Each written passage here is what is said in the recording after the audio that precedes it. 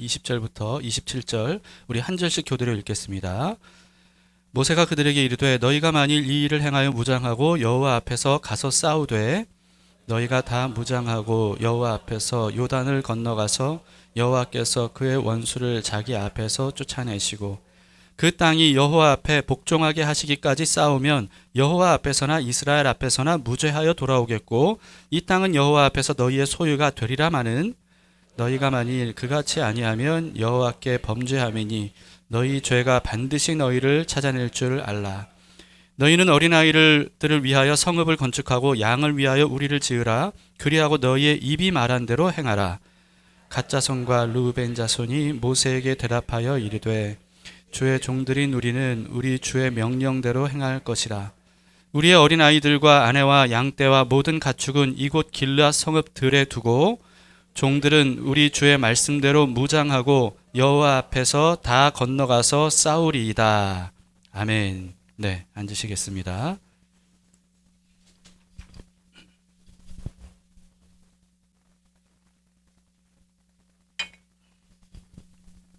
오늘 본문은 이스라엘이 가나안을 정복하기도 전에 또다시 분열되어 버릴 위기에 처한 상황에 대한 내용입니다. 이걸 이제 가까스로 해결하는 장면이 오늘 본문인데요. 분열의 위기의 원인은 뭐냐 하면 집단 이기주의였습니다. 이스라엘은 가나안 정복 전쟁을 시작하기도 전에 그 요단 동편, 그러니까 가나안 땅이 아니죠. 요단 동편 땅을 정복했잖아요. 그러니까 여러분들이 큐티를 하셨으면 아시겠지만 그 거인적으로 유명했던 아모리 왕 시혼과 그리고 바산 왕 옥을 완전히 쳐서 물리쳤거든요. 왜냐하면 그들이 선제 공격을 했어요. 그래서 거기에 대해서 이길 수 없는 적들을 이기는 경험을 하게 된 겁니다. 그래서 이스라엘 백성들이 얼마나 지금 사기가 충전한 상태였겠어요. 그런데 이런 사기에 완전히 찬물을 끼얹는 일이 일어나고 맙니다. 그게 뭐냐 하면 12지파 중에 르우벤 지파와 갓 지파 이 두 지파가 모세에게 와서 뭐라고 말하자면 우리 두 지파는 가나안 땅에 들어가지 않겠습니다. 여기 요단 동편에 우리는 눌러 살겠습니다. 이렇게 얘기를 한 거예요. 32장 1절에 보면 이렇게 기록이 되어 있는데요. 르우벤 자손과 갓 자손은 심히 많은 가축대를 가졌더라. 그들이 야셀 땅과 길르앗 땅을 본즉 그곳은 목축할 만한 장소인지라. 이렇게 기록이 되어 있습니다. 그러니까 이 르우벤 지파와 갓 지파는요, 가축대가 굉장히 많은 부유한 그런 지파들이었어요. 그런데 이 시온과 옥 이 두 나라를 두 왕들을 무찌르고 차지한 이 동편 땅을 보니까 목축하기에 너무 좋은 비옥한 땅인 거예요. 막 풀들이 넓게 평야가 펼쳐져 있고 막 그런 거 아니겠습니까? 그러니까 가나안 땅이 아무리 좋다 할지라도 여기보다는 못하겠지. 이렇게 생각이 들 정도였나 봐요. 그러니까 우리는 가나안 땅 안 들어가겠다. 여기에 살겠다. 이렇게 말한 겁니다. 왜냐하면 그 땅은 이미 정복한 땅이잖아요. 그리고 또 앞으로 가나안 땅은 정복할 전쟁을 해야 될 땅인데 그러다 보면 우리 가족도 위험에 처할 수도 있고 또 많은 가축들이 있는데 그 가축들을 잘못하면 해를 입거나 잃어버릴 수도 있는 거 아니겠어요? 그러니까 이런 위험한 일들에 대해서 감수하고 싶지 않았겠죠. 그러니까 참 이런 걸 보면요, 있는 사람들이 늘 더한 것 같아요. 그러니까 이 사람들이 이렇게 부유하니까 더 그걸 지키고 싶은 마음 때문에 이런 이기적인 말을 하는 거 아니겠습니까? 근데 이런 생각은 누구나 가질 수 있는 생각이죠. 다른 지파 사람들도 요단 동편을 보면 보기 좋으면 그러면 거기 눌러 살고 싶지 않겠습니까? 그런데 이게 사실은 누구나 가질 수 있는 그런 마음과 생각이기 때문에 그걸 누가 먼저 입으로 발산하면 그래서 굉장히 위험한 거예요. 이런 생각이 들더라도 사실은 즉각 물리쳐야 됩니다. 그렇지 않으면 이스라엘의 분열을 초래할 수 있는 거죠. 분열은 이기심의 이 당연한 결과입니다. 이기심을 품고 있으면 당연히 이 분열의 결과를 얻게 되는 거예요. 분열이 일어나게 되면 공동체 전체에 굉장히 큰 타격을 입게 되죠. 큰 타격을 입을 뿐만 아니라 본인도 자신도 불행에 빠질 수밖에 없습니다. 이기심을 가지고 말하고 행동한 그 사람도 사실은 불행하게 돼버려요. 그런데도 이기심을 버린다는 거, 이건 굉장히 어려운 일 아니겠습니까? 왜냐하면 이 우리의 죄악된 본성이 바로 이와 같은 이기심이기 때문에 그렇습니다. 자, 우선 이 요단 동편 땅이 이 사람들 보기에 좋아 보였다는 게 이게 문제의 발단입니다. 눈에 보기에 좋아 보였던 거예요. 사람은 누구나 이 눈에 보기에 좋은 것에 강한 유혹을 느끼게 되죠. 우리도 마찬가지 아니겠습니까? 그러나 여러분, 보기 좋은 것을 선택했다가 패가 망신하는 사례들이 얼마나 많은지 몰라요. 성경에도 그런 사례들이 굉장히 많이 기록이 되어 있습니다. 아담과 하와의 인류의 첫 범죄, 선악과를 볼 때 어떻게 보인 거예요? 네, 너무 그냥 먹고 싶고 탐스럽고 보암직도 하고 지혜롭게 할 것처럼 보이는, 그래서 그걸 먹으면 뱀의 말처럼 내가 진짜 하나님이 될 것 같은 어떤 그렇게 탐스럽고 좋아 보였던 겁니다. 이게 화근이었던 거죠. 그리고 또 아브라함의 조카 롯도 어느 땅을 선택했어요? 굉장히 많은 재산, 가축들을 가지고 있었거든요. 너무 가축이 많다 보니까 아브라함과 이제 따로 살자 이렇게 해서 분가하기 위해서 선택한 땅이 소돔 땅이었어요. 근데 그 소돔 땅이 그 당시에 이 롯이 보기에 어떻게 보였다는 거예요? 여호와의 동산처럼 보였다는 겁니다. 다시 말해서 에덴 동산처럼 보였다. 그 정도로 너무 좋아 보인 거예요. 거기 가면 내 재산도 잘 지킬 수 있을 뿐만 아니라 오히려 많이 불릴 수 있고 더 행복하게 더 안전하게 살 수 있겠지라고 생각했지만, 그러나 그 소돔은 우리가 알다시피 결국은 극히 타락한 성이었기 때문에 하나님의 심판을 받아서 하루아침에 완전히 멸망당하잖아요. 그래서 이 롯은요, 그 많은 재산도 다 잃어버리고요, 그냥 겨우 목숨만 부지해서 탈출했습니다. 그마저도 하나님의 아브라함 보시고 롯을 그렇게 은혜를 베푸셔서 살아남을 수 있었던 것이지, 그게 아니었으면 목숨도 부지하지 못했을 거예요. 성경적인 사례뿐만 아니라 역사적인 사례들도 얼마나 많은지 몰라요. 눈에 보인 것에 탐해서 거기에 끌려서, 그래서 결국은 패가 망신하는 일들이 많은데요. 아마 가장 대표적으로 유명한 일이 이제 클레오파트라에게 완전히 마음을 빼앗겼던 그 미모에 그냥 홀딱 넘어간 사람들. 그 당시에 클레오파트라에게 넘어간 사람들이 대부분 그 당시 당대에 걸출한 영웅들이었습니다. 정말 당대의 영웅들이었어요. 그런데 결국은 클레오파트라에 빠진 결과로 비참한 최후를 맞이했고요. 클레오파트라도 마찬가지 아니었습니까? 이런 일들이 정말 비일비재하게 일어나는데도 불구하고 우리는 여전히 자꾸만 우리 눈에 보기에 좋은 것에 강한 유혹을 느끼고 그것을 떨쳐내기가 참 어렵다는 거예요. 우리는 근데 이런 일들을 통해서 눈에 좋아 보이는 것을 기준으로 선택해서는 안 된다 라고 하는 것을 늘 배우고 또 기억하고 배우고 또 기억하고 이걸 반복해야 됩니다. 안다고 해서 어느 순간 마음을 놓아버리는 순간 나도 모르는 사이에 또 보기 좋은 것의 유혹에 빠져들기 쉽다라고 하는 것이죠. 자, 그렇다면 우리의 선택 기준은 우리 눈에 보기 좋은 게 아니라는 거예요. 그러면 무엇을 선택 기준으로 해야 되겠어요? 무엇을 선택 기준으로 해야 됩니까? 하나님의 약속, 하나님의 인도하심이에요. 하나님이 우리에게 이게 바로 너에게 가장 좋은 길이다 라고 말씀하시고 알려주시는 그 길, 그게 바로 우리에게 가장 좋은 것이죠. 하나님의 뜻입니다. 우리를 향한 하나님의 선하시고 기뻐하시고 온전하신 뜻, 그것이 바로 우리의 선택 기준이 돼야 돼요. 근데요, 사실 하나님께서 우리에게 허락하신 것들이 우리 눈으로 보기에 별로 좋아 보이지 않을 수가 있어요. 그러나 우리 눈에 보기에 보는 것과 하나님께서 보시기에 이 어느 쪽이 더 옳을지 우리는 거기에 대한 분명한 믿음의 눈을 떠서 지혜롭게 선택을 할 수 있어야 됩니다. 우리 눈으로 보는 우리 눈은요, 불완전해요. 그러나 하나님은 다 보십니다. 다 아십니다. 우리의 미래까지 다 보세요. 그리고 그런 하나님이 우리를 사랑하셔요. 그래서 우리를 사랑하셔서 우리에게 가장 좋은 길이 어딘지를 우리에게 알려주시죠. 이 길 따라가라. 이게 네가 살 길이다. 이게 네가 천국을 누릴 길이다. 알려주세요. 그것을 믿는 것이 바로 그리스도인들입니다. 그것을 믿고 따르는 사람들이 바로 예수님의 제자들인 거예요. 이스라엘에게는 그런 믿음이 필요했습니다. 사실 여러분, 이 가나안 땅은요, 요단 동편에 비하면 사실은 형편없는 땅이었습니다. 젖과 꿀이 흐르는 땅이라고 성경에 여러 번 묘사가 되어 있지만 현실은 그렇지가 않은 땅이었어요. 비옥한 땅으로 치자면 가나안 땅보다 요단 동편이 훨씬 좋은 땅이었고요. 사실 그보다 더 좋은 땅이 어디냐 하면 이집트예요.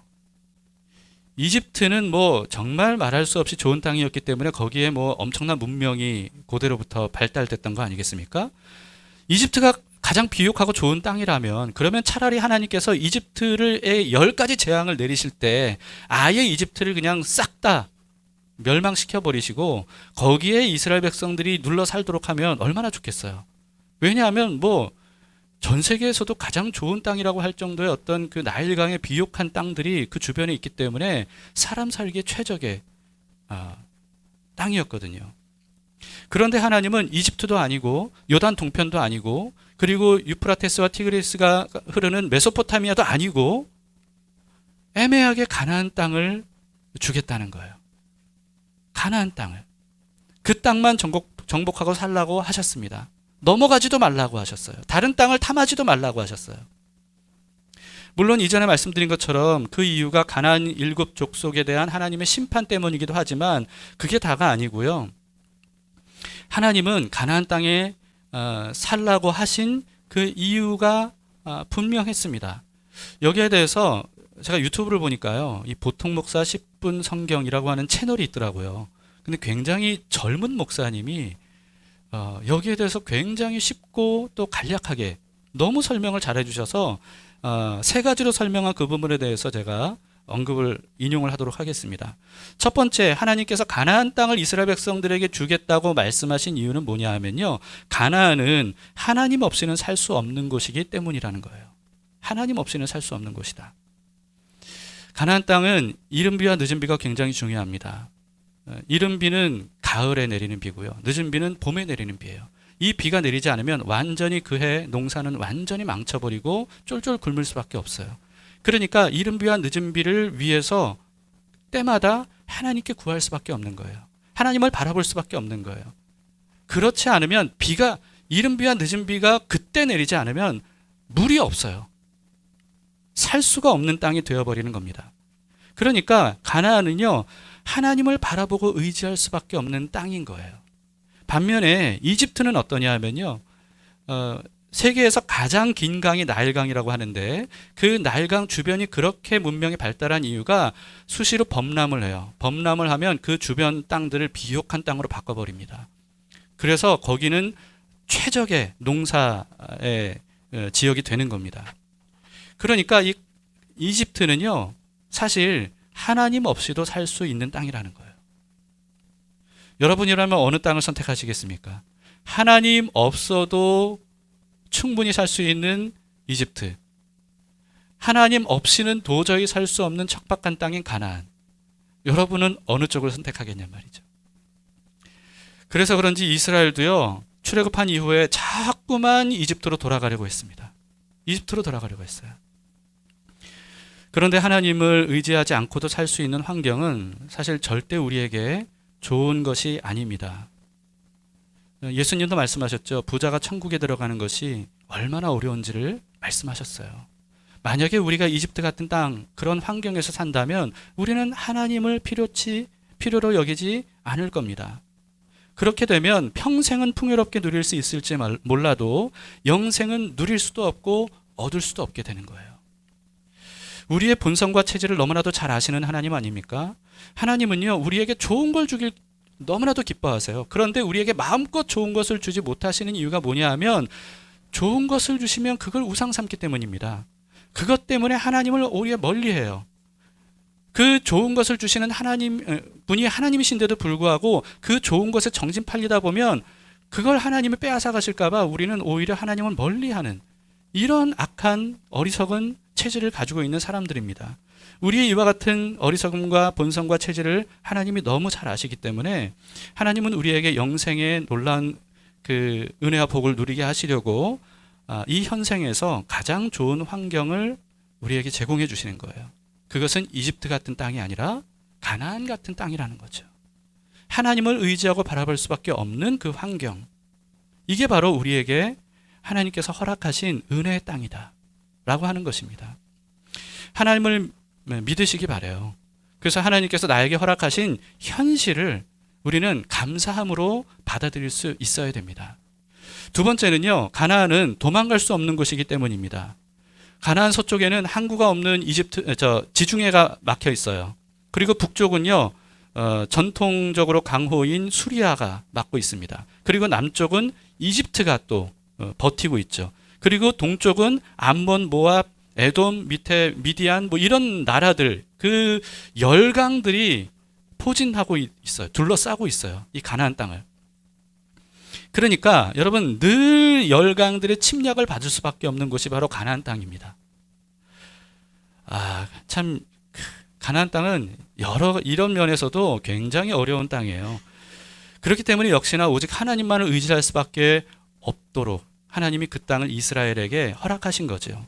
그런데요, 그렇게 이 둘러싸여 있는 가나안에 꼭 묶여 있는 상태에서 거기서 하나님께 의지하고 하나님을 바라보고 하나님께 기도하면 하나님께서 도저히 이길 수 없는 주변 나라들을 이기게 하시는 거예요. 그럼으로써 하나님께서 살아계신다. 이스라엘과 함께 하시는 하나님은 놀라우신 분이다.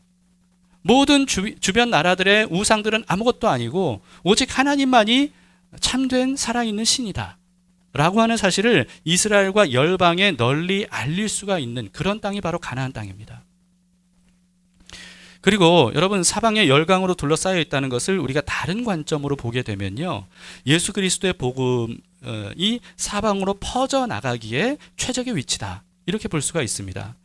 참 가나안 땅을 생각하면 위치가 정말 절묘해요. 뭐냐 하면 아프리카 대륙, 아시아 대륙, 유럽 대륙의 그 가운데 있어요. 세 대륙이 맞닿아 있는 곳이 바로 이스라엘, 가나안 땅입니다.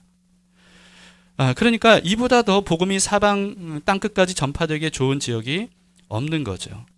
여러분, 그래서 하나님께서 그 가나안 땅을 정복하라 이렇게 말씀하신 거라는 거예요. 세 번째, 가나안은 더 이상 내려갈 곳이 없는 곳이기 때문입니다. 여러분, 가나안 땅의 지형이 굉장히 좀 특이한데요. 지중해 쪽은 그 좁긴 해도 평화가 있어요. 그리고는 중앙 지역은 그 고원지대입니다. 고원지대. 그리고 이제 여러분들이 보기엔 반대쪽으로 해야 되죠. 지중해 쪽이 있고 중앙 지역은 고원이고요. 그리고 요단강이 흐르잖아요. 요단강과 그다음 요단강 동편이란 말이죠. 요단강 쪽으로 가면서 땅이 갑자기 푹 꺼져요. 갑자기 곤두박질칩니다. 그래서 갈릴리 호수가 북쪽에 있고, 그리고 요단강 줄기가 있고, 그리고 남쪽에 사해바다가 있잖아요. 이 갈릴리, 요단강, 사해바다는 해수면보다 굉장히 밑에 있어요. 그러니까 갈릴리 호수는 해발 마이너스 212m. 그런데 그 갈릴리 물이 남쪽 그 사해바다로 흘러간다는 건 무슨 뜻이에요? 사해바다가 그보다 더 낮다는 거예요. 그래서 사해바다는요, 해발 마이너스 400m라고 합니다. 그러니까 사해바다는요, 그 사해바다 지역은 전 세계에서 가장 낮은 곳이래요.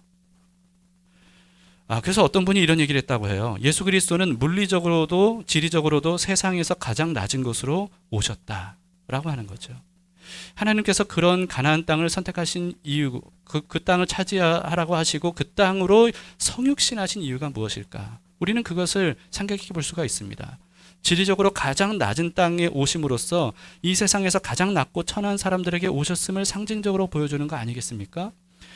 세상에서 가장 낮은 곳이 바로 그런 곳이라면 주님께서 그들을 위해서 대신 죽어주시고 그들을 사랑하시고 그들에게 소망이 되어주신 것처럼 이 세상에는 어떤 낮고 천한 사람이라 할지라도 그와 같은 예수님의 사랑과 구원에서 제외될 수 있는 사람은 없다.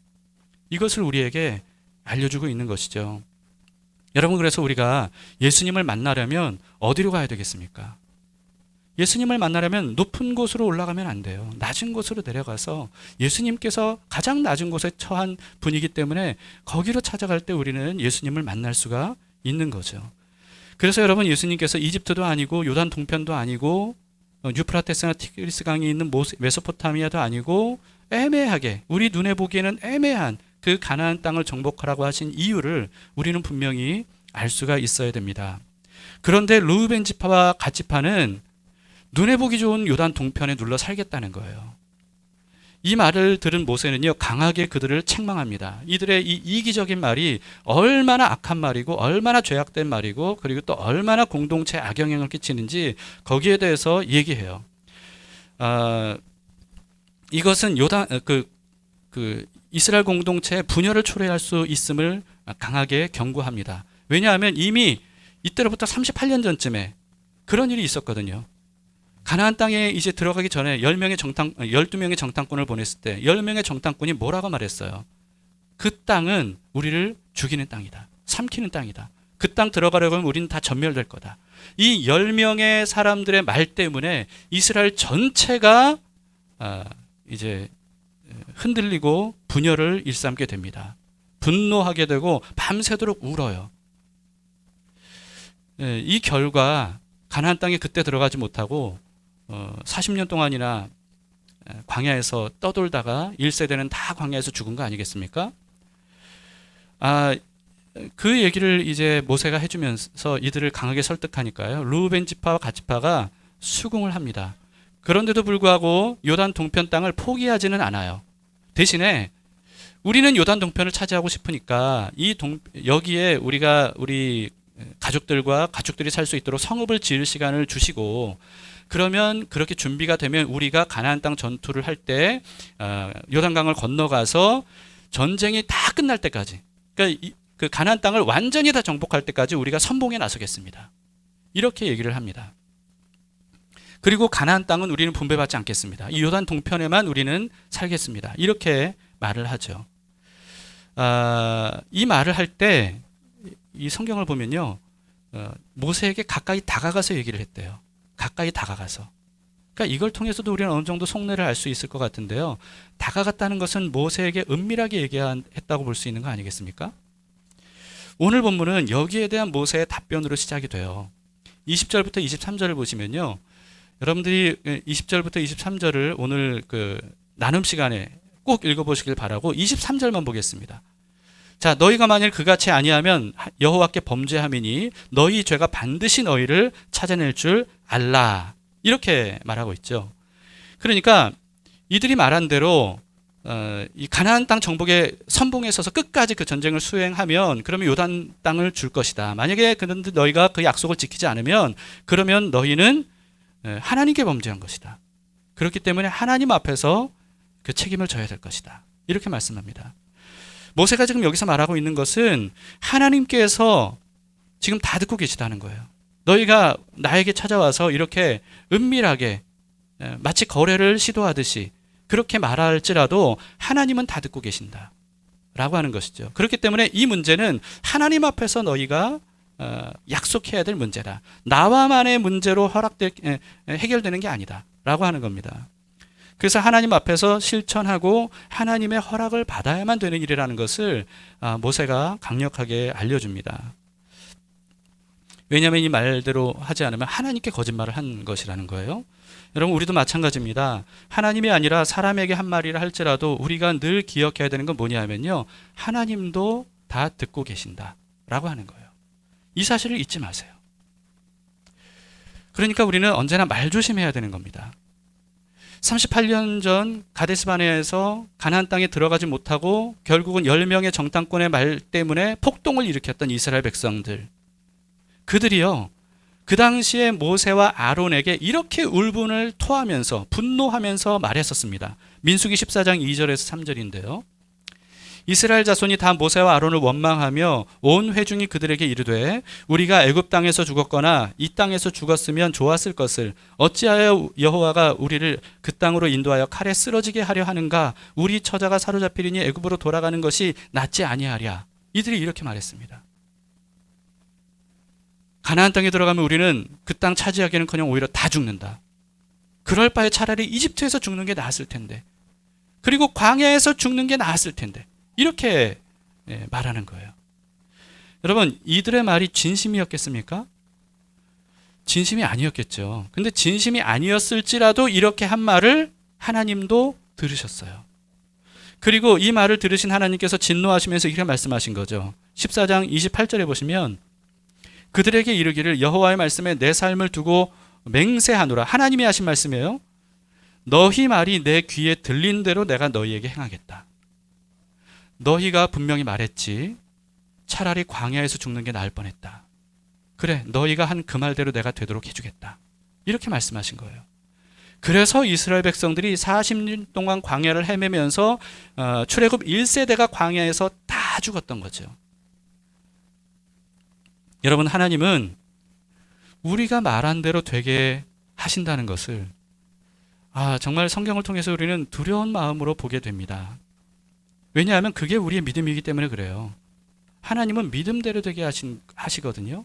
예수님도 그래서 여러 번 말씀하셨죠. 네 믿음대로 되리라. 이렇게 말씀하셨어요. 근데 이 말씀은 긍정적인 면뿐만 아니라 부정적인 것도 마찬가지입니다. 왜냐하면 우리의 말은 우리의 믿음에서 나와요. 우리의 말은 우리의 믿음에서 나옵니다.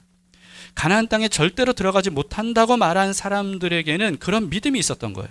가나안 땅은 절대로 못 들어간다는 믿음. 그 믿음대로 되도록 하나님이 하신 겁니다. 반면에 가나안 땅은 하나님께서 이스라엘 우리에게 허락하신 땅이기 때문에 그들은 우리의 밥이고 우리는 그 땅에 반드시 들어갈 수 있다라고 말한 유일한 두 사람, 여호수아와 갈렙, 그 두 사람만은 그들이 말한 믿음대로 그 땅에 들어가도록 하셨습니다. 평소 우리 자신의 말이 어떤 믿음에서 나온지를 우리는 그래서 늘 점검해 봐야 됩니다. 이스라엘 백성들은요, 하나님께 한 말이 아니었어요. 모세와 아론에게 한 말이었습니다. 그런데도 하나님께서 말씀하세요. 내 귀에 너희 말이 들린 대로 내가 되도록 한다. 그렇기 때문에 우리는 평소 우리 자신의 말이 어떤 믿음에서 나온 말인지를 반드시 점검해야 됩니다. 그리고 말 이전에 우리는 생각을 바로잡을 수 있어야 돼요. 왜냐하면 말은 생각 속에서 나오니까. 어떤 생각으로 우리의 마음을 채우느냐, 이게 중요합니다. 그래서 우리가 늘 말씀을 묵상하고 큐티하고 또 계속해서 기도하고 이렇게 하는 이유가 뭡니까? 그것으로 마음을 채우면 우리는 늘 눈에 보이는 것이 전부가 아니라 눈에 보이지 않을지라도 약속대로 늘 함께 하시고 우리의 삶을 신실하게 인도하시는 그 하나님을 기억할 수 있기 때문이에요. 하나님이 지금 나와 함께 하신다. 내 말도 듣고 계신다. 이것을 우리가 기억할 수 있게 되는 것이죠. 그래서 우리에게 1분 게임 같은 것도 필요한 것이고 늘 큐티하고 기도하는 것, 이런 것이 필요한 겁니다. 자, 모세는 이들이 모세에게 다가와서 은밀하게 요청하는 이것을 하나님 앞으로 가지고 갔죠. 근데 하나님 앞으로 가져갔을 뿐만 아니라 이스라엘 공동체 전체에 가지고 가서 공개해 버립니다. 왜냐하면 이스라엘 공동체에도 굉장히 중요한 문제였기 때문에 그렇습니다. 그러니까 이것은 모세와만 이게 약속을 한다고 되는 일이 아니었던 거예요. 그래서 모든 지파의 지도자들을 다 불러 모아서 르우벤 지파와 갓 지파, 이 두 지파가 말한 것에 대해서 공개적으로 다 선포한 다음에 그들 앞에서 맹세하도록 요구합니다. 모세의 이 말 중에 한 구절이 눈에 띄는데 30절을 보시겠습니다. 그러나 만일 그들이 너희와 함께 무장하고 건너지 아니하면 그들은 가나안 땅에서 너희와 함께 땅을 소유할 것이니라. 이 말씀이 참 뭔가 여운을 주는 것 같아요. 이들이 약속대로 앞장서서 가나안 땅 정복에 나서면 그러면 요단 동편을 이들이 차지할 수 있도록 한다는 거예요. 그러나 이들이 약속을 어기고 이 가나안 정복 전쟁에 나서지 않으면 그러면 어떻게 하겠다는 거예요? 요단 동편 땅을 주지 않고 가나안 땅을 분배받도록 하겠다. 이렇게 말씀하신 겁니다. 참 인간적인 생각으로는 이렇게 이기적이고 괘씸한 잘못을 저지른 두 지파가 그마저도 약속을 어기면 아예 그냥 차라리 잘라버리고 너희는 우리와 상관없어 이렇게 할 것 같은데, 그런데도 이들이 이렇게 약속을 지키지 않아도 가나안 땅에 함께 살 것이라고 이렇게 말한 겁니다. 이 말씀을 통해서 우리는 아무리 큰 잘못을 범한 형제 자매라 할지라도 우리 형제 자매라는 사실에 대해서는 변함이 없다는 거죠. 그러니까 끝까지 끌어안고 함께 살아야 된다 하는 것을 우리는 이걸 통해서 또 알 수가 있습니다. 이렇게 해서 루벤과 갓 지파로 인한 이 분열의 위기가 겨우겨우 잘 넘길 수 있었는데요. 그 다음 33절부터 42절에 보면 그래서 이제 요단 동편에 살기를 원했던 이 지파들이 그 땅을 이제 성읍을 곳곳에 건축을 하고 그리고 또 쫓아내지 못했던 아모리 사람들을 다 쫓아내는 그런 일들이 기록이 되어 있습니다. 그리고 그렇게 쫓아내서 새롭게 성읍을 건축한 거기에 이제 이름을 그 지역의 원래 우상들의 이름으로 성읍들의 지명이 되어 있었던 것을 다 하나님과 관련된 지명으로 바꾸는 그런 내용들이 기록이 되어 있습니다. 그리고 그 일에 큰 역할을 했던 므낫세 지파에게도 그 므낫세 지파 중에 절반도 요단 동편에서 살 수 있도록 하는 그런 일들이 기록이 되어 있습니다.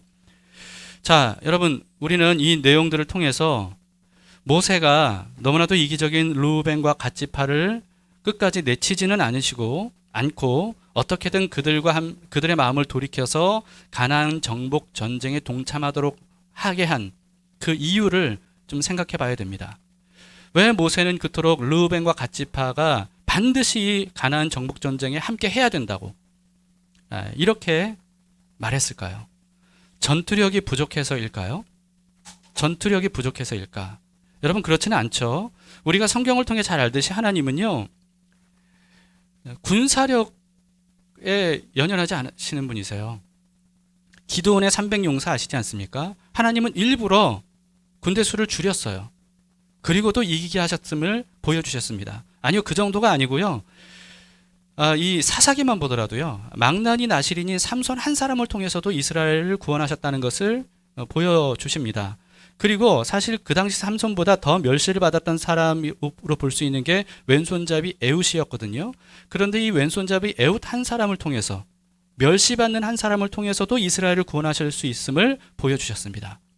그런데 에훗보다 더 멸시를 받을 만한 사람이 어떤 사람이냐면 그 당시의 여성이었어요. 여성은 인권을 별로 이렇게 중요하게 여기지 않았던 시대인데, 그런데 사사기를 보면 이름조차 기록되어 있지 않은 무명의 한 여성을 통해서 이스라엘을 구원하신 내용도 기록이 되어 있습니다. 심지어 하나님은요, 어떤 사람의 어떤 그 손길, 도움도 받지 않으시고 하나님 스스로 이스라엘을 구원하신 기록들이 성경에는 굉장히 많이 기록이 되어 있습니다. 하나님은 사람의 도움을 받을 필요가 없으신 분이십니다. 1명이든 10명이든 100명이든 하나님께는 아무런 어떤 의미가 없어요. 군사력으로서 의미가 없다는 겁니다. 가나안 정복 전쟁도 마찬가지입니다. 애초에 군사력으로 할 수 있는 물리적인 전쟁이 아닙니다. 하나님이 정복하게 하시는 것이 바로 가나안 정복 전쟁이죠. 그래서 첫 전쟁이었던 여리고성 정복 기록을 보더라도 이 전투력으로 하는 전쟁이 아니라는 것을 우리는 알 수가 있지 않습니까? 그런데 왜 하나님은, 모세는 끝까지 이 두 지파도 반드시 가나안 정복 전쟁에 함께 해야 된다고 이렇게 강조를 했겠습니까? 왜냐하면 이들이 바로 이스라엘 공동체의 소속이기 때문에 그래요. 이들이 바로 공동체에 소속된 사람들이기 때문에 그렇습니다. 교회 공동체는 우리도 마찬가지예요. 우리도 한 사람도 빠짐없이 하나님의 약속을 받은 사람들이죠.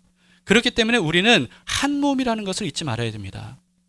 세상에서는 이 이기주의 그리고 또 개인주의가 굉장히 널리 퍼져가고 있어요. 그래서 너는 나, 너 나는 나, 심지어는 가족조차도, 형제조차도 그렇게 너는 너 나는 나, 이런 어떤 사상이 굉장히 널리 퍼져 나가고 있습니다. 그러나 우리는 이런 세대에 그 유행을 따라 사는 사람이 아니고요, 하나님 말씀 따라 사는 사람들 아니겠습니까? 하나님은 말씀하세요. 하나님이 부르신 공동체, 교회 공동체는 한 몸이라는 거예요. 한 몸. 그 한 몸 되게 하시려고 예수님이 십자가에서 죽으셨다는 거예요. 그러니 그 한 몸됨, 하나됨을 너희는 반드시 힘써 지켜야 된다, 이렇게 말씀하시는 것이죠. 그렇기 때문에 교회 공동체에 소속된 우리들은요, 어떤 일이 있어도 하나님의 약속을 받은 한 몸이라는 사실, 이것을 잊지 말아야 됩니다. 그래서 함께 해야 되는 거예요. 함께. 하나님은 우리에게 영적 전쟁을 수행하라고 하셨습니다. 이 일에 우리 모두가 다 동참해야 됩니다. 특히 르우벤과 갓 지파처럼 자신들만 편안하게 또 안전하게 또 좋은 환경에서 또는 대접받고 특혜를 누리는 이와 같은 이기적인 생각들은요, 이게 공동체 전체를 분열하게 만들 수 있는 악이라는 것을 우리는 기억할 수 있어야 됩니다. 만약 그와 같은 것을 세상에서 그렇게 하듯이 우리도 이 공동체 안에서 그렇게 하면 하나님 나라가 아니라 이 동물의 왕국과도 같은 누가 더 좋은 것을 차지하고 누가 더 높은 위치에 올라갈 것인가라고 하는 약육강식의 집단이 돼버릴 수가 밖에 없는 거죠. 교회가 이렇게 되면 세상과 다를 바 없는 집단 또는 세상보다 더 악한 집단이 될 수가 있는 겁니다. 특히 르우벤 지파는 르우벤과 갓지파가 그런 거 아니겠습니까? 근데 르우벤 지파는요, 혈통적으로는 야곱의 장자 지파예요. 장자. 다시 말해서 12지파 중에 가장 어른 지파라고 할 수 있는 거죠. 어른 지파니까 그렇게 생각할 수도 있을 거예요. 어른이니까 나는 대접받아야지. 난 좀 특혜를 누려도 되지. 그러나 그렇지 않다는 겁니다. 그래서는 안 된다는 거예요. 예수님은 뭐라고 말씀하셨습니까? 세상과 달리 지극히 작은 자를 섬기는 그런 사람이 하나님 나라에서 큰 자라고 그렇게 말씀하셨어요. 정말 큰 사람, 정말 높은 사람, 어른으로 존경받는 사람은 어떤 사람이냐 하면 지극히 작은 자라도 섬기는 사람이라고 하는 거죠. 그래서 우리가 예수님을 만나려면 가장 낮은 곳으로 가야 된다는 거예요. 세상의 상식과 관습을 뒤집어야 합니다. 교회 안에서도 이 계급화되어 버리다 보면요, 섬기라고 직분을 주는데 그 직분을 받은 사람들이 오히려 대접받고 특혜를 얻으려고 해요. 그리고 큰 소리치고 명령하고 이런 모습들을 가지려고 하면 이 교회는 정말 이상한 집단이 되어버리는 겁니다. 세상보다 더 부조리한 그 집단이 될 수가 있다는 것이죠.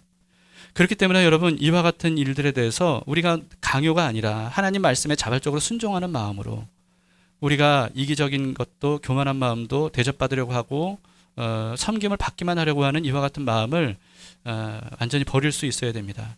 이제 말씀을 마치겠는데요.